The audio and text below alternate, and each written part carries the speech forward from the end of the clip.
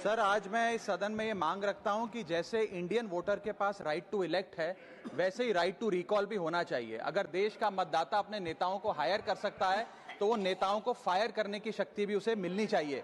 Sir, right to recall is a mechanism that empowers the voters to de elect a neta representative before the tenure ends if he fails to discharge his or her duty. Sir, हम MP MLA चुनते हैं, उसके बाद अगर वो काम ना करे, अपने वादे भूल जाए, जनता से दूर हो जाए, तो 5 साल तक इंतजार करने के अलावा जनता के पास कोई ताकत नहीं है।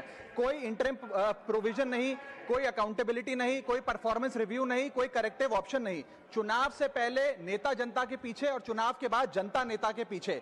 और सर, 5 साल is too long a period in this day and age. अगर एक गलत फैसला गलत नेता को चुनने का लिया तो लाखों लोगों का भविष्य अंधकार में जाता है और पूरा क्षेत्र पीछे जाता है। Sir, we can trust our voters to elect. हमें अपने मतदाता पे विश्वास करना चाहिए कि वो अपनी गलती बदल भी सके राइट टू रिकॉल की ताकत से। Sir, let me clarify that right to recall is not a weapon against politicians. It is an insurance policy for democracy.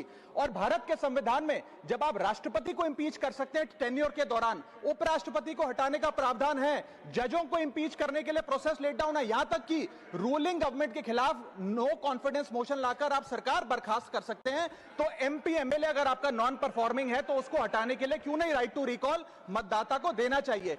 दुनिया की 24 से ज्यादा डेमोक्रेसीज में राइट टू रिकॉल का मैकेनिज्म लागू है, जिसमें यूएस, कनाडा, स्विट्जरलैंड जैसे देश है। मैं आपको उदाहरण देता हूं सर, कैलिफोर्निया में गवर्नर क्रिस डेविस नाम के नेता 2002 में चुने गए।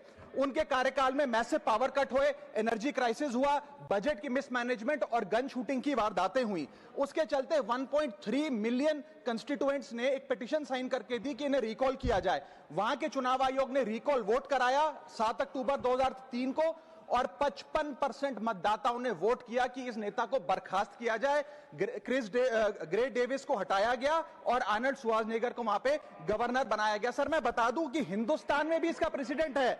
कर्नाटक, मध्य प्रदेश, महाराष्ट्र और राजस्थान में रिकॉल मैकेनिज्म ग्राम पंचायत के स्तर पे लागू है और ग्राम सभा के लोग मतदाता वोट करके उन्हें वापस बुला सकते हैं। सर, लेकिन इसका मिसयूज ना हो इसलिए हमें सेफगार्ड्स भी बनाने पड़ेंगे। एक थ्रेशोल्ड रखना चाहिए कि 35 से 40% मतदाता अगर साइन कर दे तभी राइट टू रिकॉल वोट करवाया जाए।